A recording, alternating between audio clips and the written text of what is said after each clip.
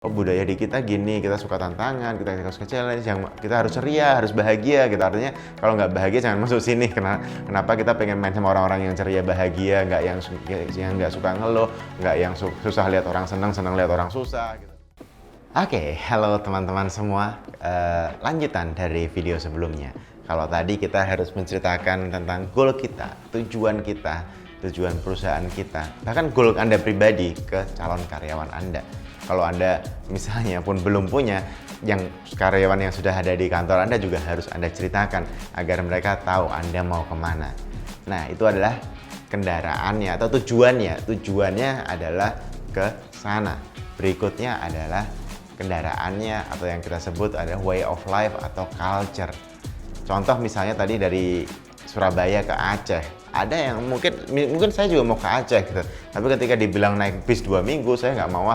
Saya mau naik pesawat aja 4 jam sampai gitu. Ngapain aku pakai bis 2 minggu gitu, 4 jam selesai. Dan aku juga di sana cuma mau 2 hari kok, nggak harus 2 minggu gitu, sehingga aku bisa dalam 3-4 hari udah sampai Surabaya lagi. Itu contoh. Tujuan yang sama pun ketika cara mencapainya beda, itu bagi banyak orang juga jadi problem. Ada yang kayak, lama banget 2 minggu. Atau ada kayak, aku nggak mau cepet-cepet karena aku mau lihat Sumatera pelan-pelan dari tiap kota ke kota. Kalau bisa malah tiap kota di Sumatera itu kita nginep dulu 4 hari, 5 hari, 4 hari, 5 hari. Kecepatan kalau 2 minggu, kalau 3 bulan aku mau. Jadi kayak Jawa pun kita roadshow-nya pelan-pelan gitu. Tiap 100 kilo berhenti semalam, 100 kilo berhenti semalam sehingga lebih tahu daerah. Itu sebagai contoh bahwa kalau goalnya sama pun ketika cara mencapainya beda, itu bisa jadi akan terjadi konflik.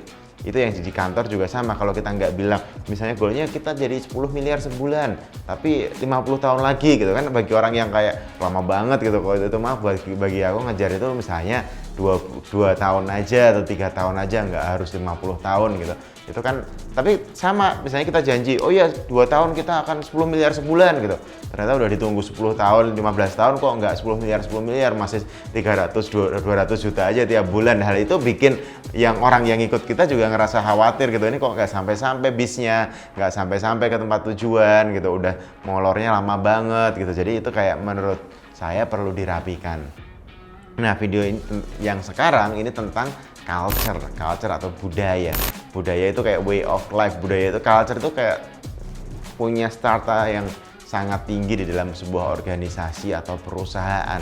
Tapi untuk sederhana, culture kita jadikan sesuatu yang yang dipraktekkan ya. Ingat, culture itu yang dipraktekkan, bukan yang kayak visi, misi, budaya, core value yang ditaruh di dinding tapi nggak ada yang mempraktekannya. Jadi itu kayak harus ada ritualnya, harus ada yang dilakukan di perusahaan yang ada hubungan sama culture. Kita buat sederhana, paling sederhana, misalnya adalah cara berpakaian.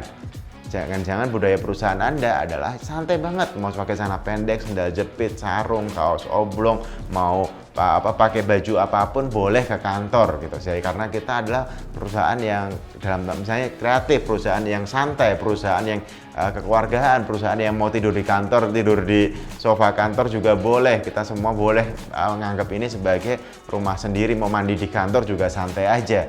Itu satu budaya misalnya. Ada juga budaya lain yang dimana kayak di sini profesional, ada seragam rapi, pakai jas, pakai dasi. Kalau perempuan pakai blazer, pakai sepatu harus pantofel hitam, harus hak tinggi, rambut harus disisir. Itu budaya juga. Ya, contoh salah satu budaya yang paling sederhana ya, bukan budaya yang misalnya jujur, kaizen atau misalnya apa dan seterusnya. Tapi ini budaya yang sederhana, cara berpakaian. Nah, ini menarik kenapa? Karena dua budaya tadi menurut saya sama-sama punya dasar yang kuat. Artinya semuanya benar, tidak ada yang salah. Yang salah adalah ketika kita tidak menjelaskan budaya ini ke calon karyawan kita. Sehingga ketika dia masuk bisa jadi dia tidak cocok.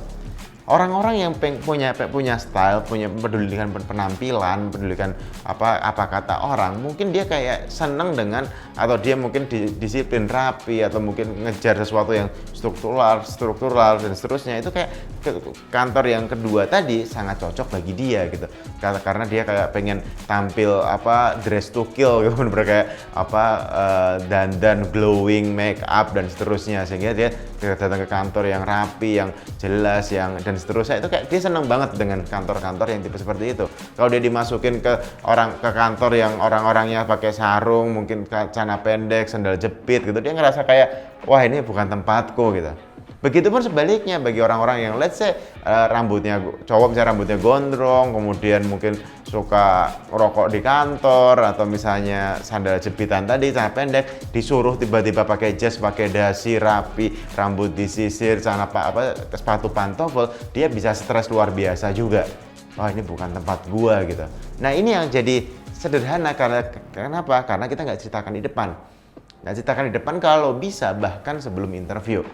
Kalau di tempat kita ceritakannya di website sebelum interview itu kayak yang benar-benar oh budaya di kita gini, kita suka tantangan, kita suka challenge, yang kita harus ceria, harus bahagia gitu. Artinya kalau nggak bahagia jangan masuk sini. Kenapa kita pengen main sama orang-orang yang ceria, bahagia, nggak yang nggak suka ngeluh, nggak yang susah lihat orang senang lihat orang susah gitu. Hal-hal itu kita ceritain dengan sangat detail, mungkin lebih dari 1 halaman. Ada PDF, ada video-videonya juga. Sehingga orang yang masuk udah tahu budaya di kantor kita seperti ini. Kira-kira culture fit nggak sih kamu sama budaya kita gitu? Kayak kira-kira cocok nggak sih kamu sama budaya kita gitu?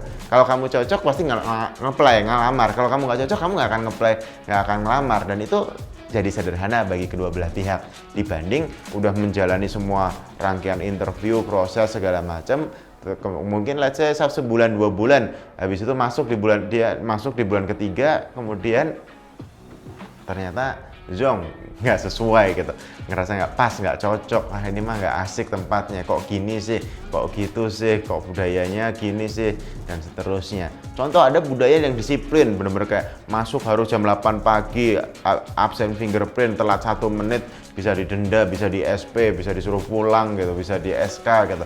Tapi kayak misalnya contoh jam kerja rapi, job desk, laporan, PowerPoint, presentasi dan seterusnya rapi gitu. Ada juga perusahaan yang kayak santai, mau masuk jam berapa, mau kerja dari rumah juga nggak apa-apa. Ini juga contoh budaya yang kalau kita jelaskan jadi sederhana.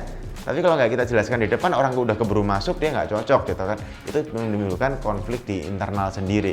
Sehingga ketika kita tidak menceritakan, dan biasanya anak baru itu biasanya kayak nurut-nurut aja. Padahal di dalam hatinya bergejolak, udah kayak siap-siap resign atau udah mulai ngelamar di tempat lain, nunggu diterima aja di tempat lain, tinggal nanti pergi. Dan itu turnover cost itu sangat-sangat mahal dan mengganggu kestabilan perasaan orang-orang di kantor yang ditinggalkan juga kok pada keluar masuk gitu.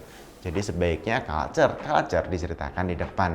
Culture tuh ya dongeng aja di kantor tuh biasanya gini, suasananya gini, budayanya gini. Kita kalau ada goal biasanya kita ngelakuinnya dengan cara ini. Kalau ada masalah biasanya kita mencoba menyelesaikannya dengan cara ini gitu. Dan biasanya kalau ada yang interview 1 orang nggak akan bisa dongeng seperti itu. Tapi kalau interview 15 orang sekaligus itu bisa dongeng atau grup interview. Atau bikin videonya aja 20-30 menit kayak gini terus kirimin ke dia dulu. Kalau dia udah nonton dan masih mau, ya berarti dia udah harus siap dengan konsekuensi bahwa di kantor kita suasana atau budayanya seperti itu gitu. Jadi nanti budaya seperti apa kita bahas lagi, tapi minimal kalau Anda sudah punya budaya ceritakan dulu sebelum karyawan baru masuk. Thank you.